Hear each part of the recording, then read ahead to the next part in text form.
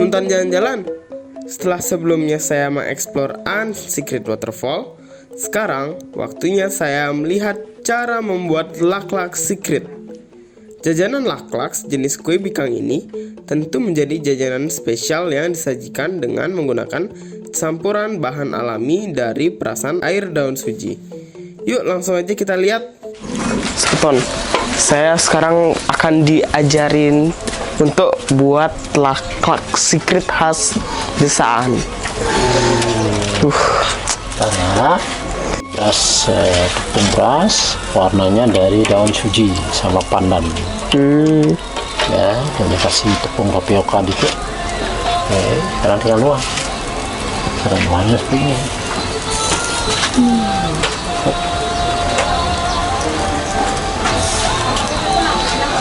Oke. Kalau panas berhenti dulu ya.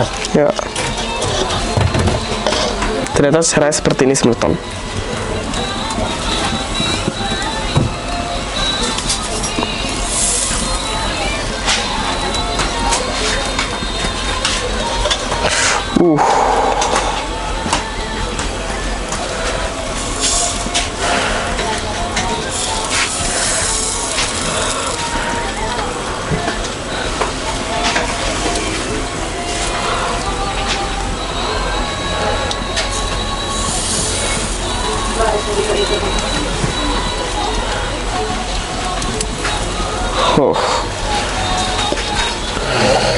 Kemudian kita tutup.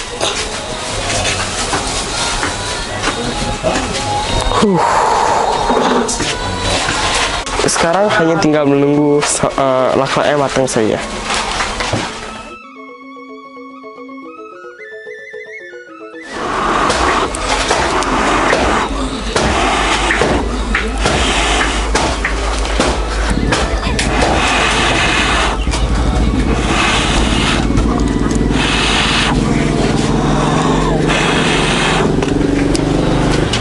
Nah, Semeton, sepertinya udah matang ya.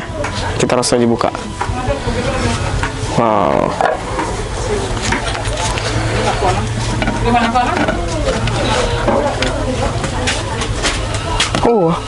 Panas.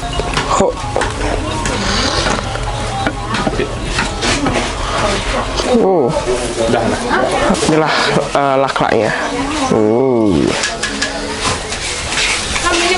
Sekarang kita akan isi kelapanya.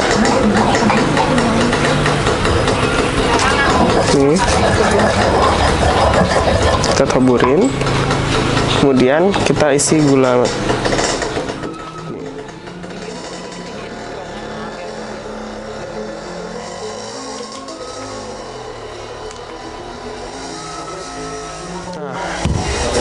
Ini dia.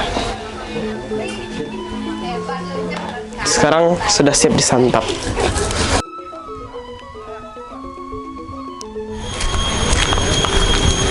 Semeton, ternyata di desa Aan ini bukan cuman air terjun saja. Di sini juga ada Petapaan Park. Nah, katanya di Petapaan Park ini dulu dijadikan sebagai tempat pertapaan leluhur warga sini. Nah, seperti apa sih ceritanya? Langsung aja kita cari tahu ke Pak Dire. Nah, Semeton jalan-jalan di desa wisata Aan Banjarangkan Klungkung, Bali. Selain memiliki potensi wisata air terjun, ternyata di desa Aan juga memiliki objek Petapaan Park. Lokasi ini dinamakan Petapaan Park. Konon, dulu sebelum desa ini ada, pengelingsir zaman dulu sempat melakukan pertapaan di lokasi ini untuk meminta petunjuk sebelum pendirian desa. Selamat datang ya, Alan. Saya mau tanya Pak, dulu cerita tentang tempat ini kenapa bisa dinamakan sebagai Petapaan Park? Jadi sebelum dulu.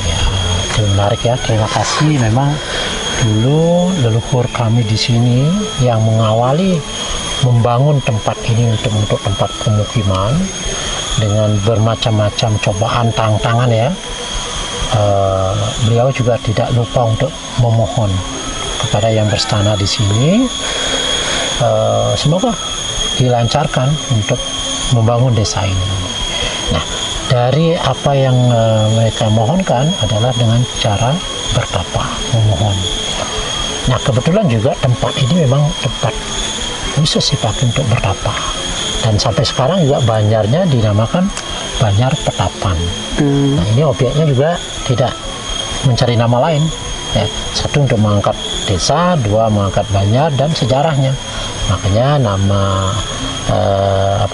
objek wisata sini juga dinamakan Petapan Pak.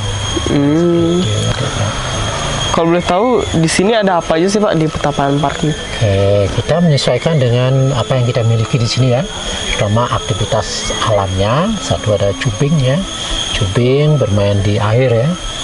Kemudian cubingnya juga ada dua, ada di sungai biasa, ada sungai yang berbatuan. Kemudian juga ada cycling. Kamu bisa bersepeda keliling di desa ini. Kemudian ada juga istirahat sini semalam atau 2 malam ya, yang namanya camping ya. Tinggal di alam ya dengan bawa tenda atau tenda kita juga punya di sini, kita siapkan. Kemudian aktivitas lain juga bisa mengeksplor desa ini dengan bawa sepeda motor ya, ya. Keliling di sini juga ada perbukitan itu yang persawahan juga ya, sedikit menantang lah. Untuk bukan yang begitu adventure yang keras, tapi adventure yang ya masih bisa nikmati ya, tidak begitu menantang tapi tidak begitu. Nah, mungkin sambil jalan kita langsung aja sambil lihat ya. Oke, baik. Nah, ini suasananya ada pohon-pohon ya, yang memang pohon asli di sini. Yang cocok tumbuh di sini ada durian, ada manggis, ini durian. Kelapa. Nah, kemudian ini juga ada fasilitas yang memang dipergunakan untuk menunjang aktivitas tamu. Salah satunya ada pojok bacaan. Kamu bisa membaca sambil menunggu atau beraktivitas. Ada permainan anak-anak juga ya. Mungkin tamu yang ajak anak-anak, mereka bisa bermain dengan aktivitas alam. Katanya di sini ada budidaya lebah kele Pak. Nah, itu bagaimana? Betul, di sini sebagai penunjang, karena di sini memang dulu banyak binatang kecil itu yang namanya kelo itu, kelo lokal yang memang membuat rumah di tembok, ada di kayu. Nah, dengan inisiatif dari warga kami, mereka membuat koloni ya, membuat rumahnya. Kemudian dari rumahnya itu kan ada madunya, ada propolisnya juga. Madunya untuk bisa dikonsumsi dan juga propolisnya bisa dipakai untuk sabun. Sabun itu namanya sabun madu kelo, dan itu ada campuran pengharumnya juga sedikit. Kemudian ada propolisnya, ada madunya, ada minyak yang namanya PCO, virgin coconut oilnya, itu masih natural juga. Memang kita ada di sini. Itu dipakai untuk menunjang perekonomian juga lokal. Kebetulan memang banyak kelo di sini. Nah, kalau gitu boleh nggak saya lihat lebahnya? Boleh dengan senang hati. Tidak hanya mendengarkan ceritanya, tapi lihat langsung kan. Iya. Kalau bisa nanti nyicipin madunya, kan madu kelo yang asli. Ya. Iya. Ini ada. Nah, ini koloninya, rumahnya dari lebah kelo itu. Lebah lokal. Kemudian di sini ada tempatnya. Ini ada tempat berpisah, ada tempat madunya, ada tempat bertelurnya. Bisa. Kalau kita panen madunya, berarti kita tidak merusak telurnya, supaya mereka berkembang juga. Nah, pakannya mereka adalah dari bunga-bunga duren, kopi, atau yang lainnya, itu sangat disukai. Sebenarnya di samping kita punya madu, kita juga diedukasi sebenarnya untuk menanam bunga. Bayangkan kalau tidak ada bunga, ya mereka tidak ada pakan, berarti tidak ada penghasilan madu seperti itu. Nah, ini bisa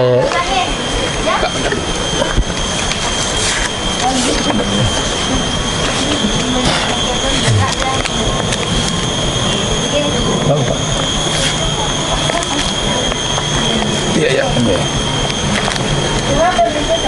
Madunya ini. madunya nanti di dalam. Oke, masuk Telurnya.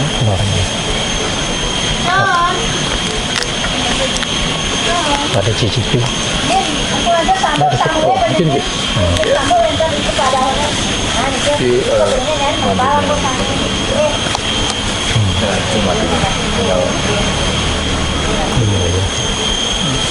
madunya lah. Ya. Buat cicipi pucuk. Kan di sini kan kanan kan. Oh, masuk madunya. Lambat mana nih kita? Ya. Manis. Belum panen nih, belum tidak ada Enak. buah panen nih. Jadwalnya harusnya ampun nih, ampun. Lewatan nih.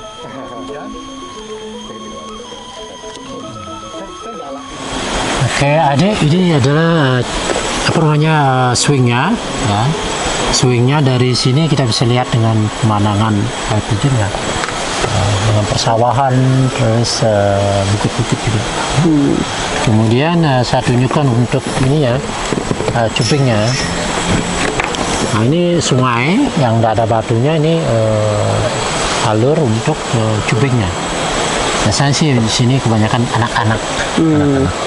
Tapi sana itu cupingnya yang lebih menantang karena sana ada bebatuannya. Ada bebatuannya sana. Di sana yang lebih menantang. Nah, kalau sini seperti Pak bilang tadi, ya, lebih sederhana dan kebanyakan anak-anak yang suka. Gitu. Kalau campingnya ada di sebelah sana. Dan kalau persawahannya tidak ada padinya, bisa juga di persawahan. Mantap view seperti ini, ada bukitnya, ada matahari terbitnya, bagus, sejuk. Ya. Kalau kamu istirahat, bisa istirahat sini juga untuk makan, untuk minum. Kita nginep sini ya. Ya. Ya. Oke, jalan sini adalah salah satu tempat untuk camping, kemah ya. Jadi Alan ada teman-temannya bisa bawa apa namanya camp atau tempat campingnya sementara, atau di sini juga kita siapkan ya. Berjajar sini, kemudian bisa ada api unggunnya, ada bisa panggang ikannya, ayamnya. Bayangkan view-nya udah bagus. Ya. Nah, ini aktivitas ngumpulnya bisa di sana. Sudah. Ya, adik sekedar informasi, mudah-mudahan bisa datang ke sini. Ya, Pak sampaikan harga ya. Untuk camping itu harganya Rp120.000 ya, per malam.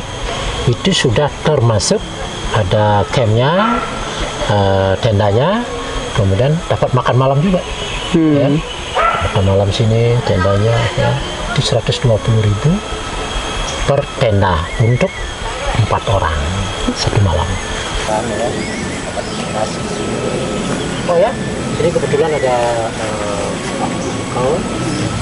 santai-santai sini.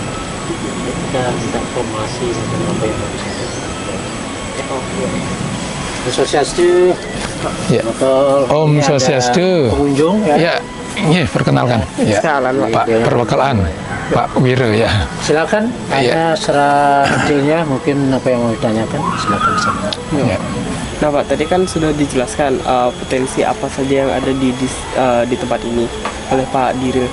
Nah sekarang saya ingin bertanya tentang Bukit Batu Kembar. Bisa dijelaskan nggak tentang cerita awal gitu? Baik, Dek. Jadi Bukit Batu Kembar. Jadi ini berasal dari kata batu kembar ya. Jadi memang di Bukit Batu Kembar ada 2 batu yang kembar yang merupakan pintu masuk daripada masyarakat ataupun pengunjung untuk menuju sebuah pura, yaitu pura yang namanya Puncak Ukur-ukuran. Jadi secara skala dia berbentuk candi, secara niskala adalah pintu masuknya daripada pura Puncak Ukur-ukuran. Bukit Batu Kembar terletak di atas 200 meter di permukaan laut. Di sini kita akan bisa melihat panorama Bali 360 derajat. Ya, itu uniknya. Jadi kita bisa melihat Bali keseluruhan.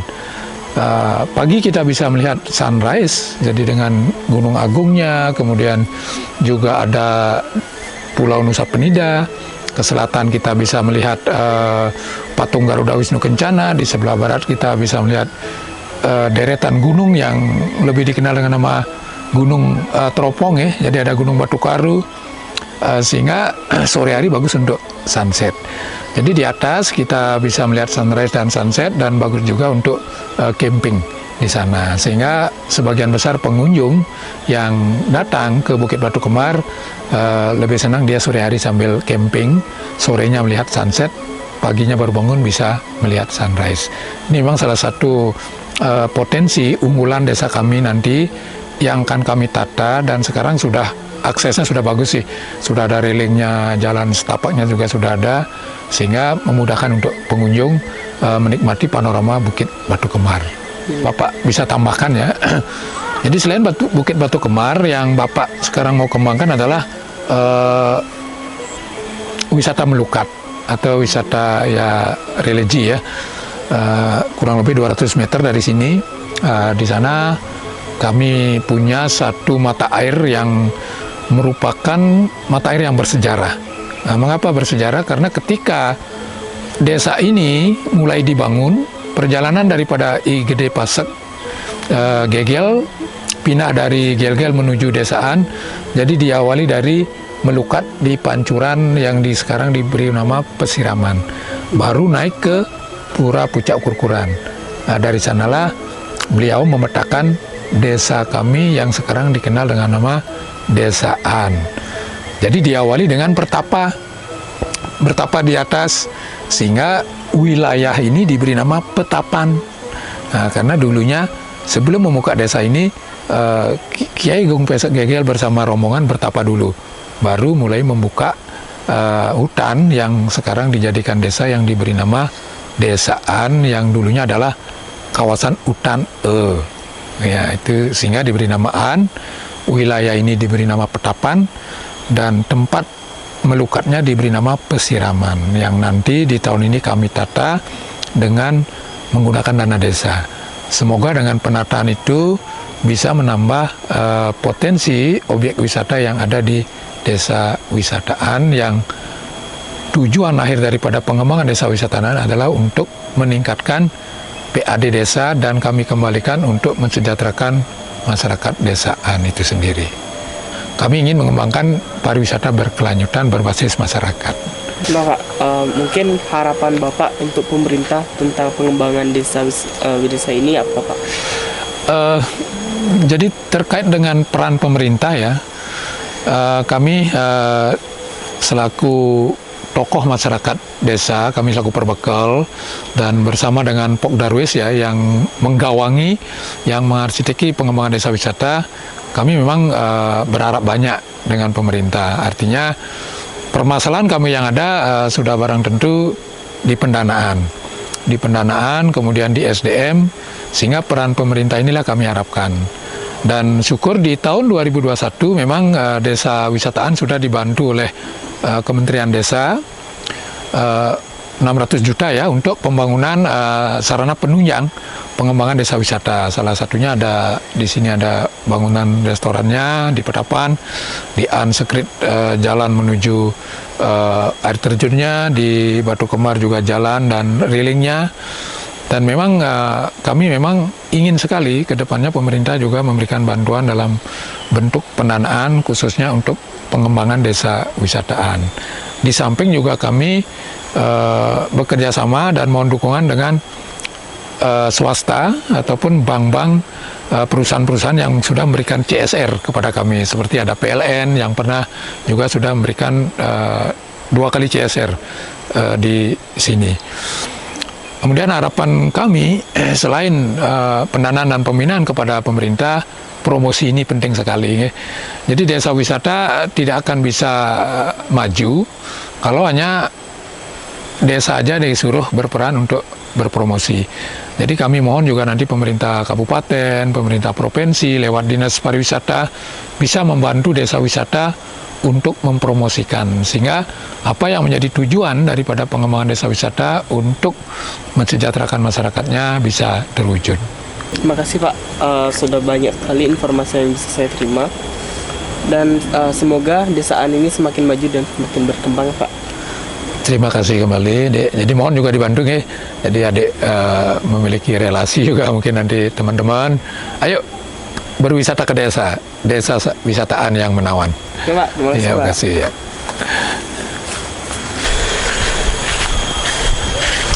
Nah, Semeton, sudah banyak sekali informasi yang bisa saya terima dari desa wisata Aan ini. Buat teman-teman yang ingin berkunjung ke desa ini, silahkan datang karena desa ini memiliki keindahan alam yang sangat bagus sekali. Lihat pemandangannya. Sightseeing Bali dan liburan ya jalan-jalan.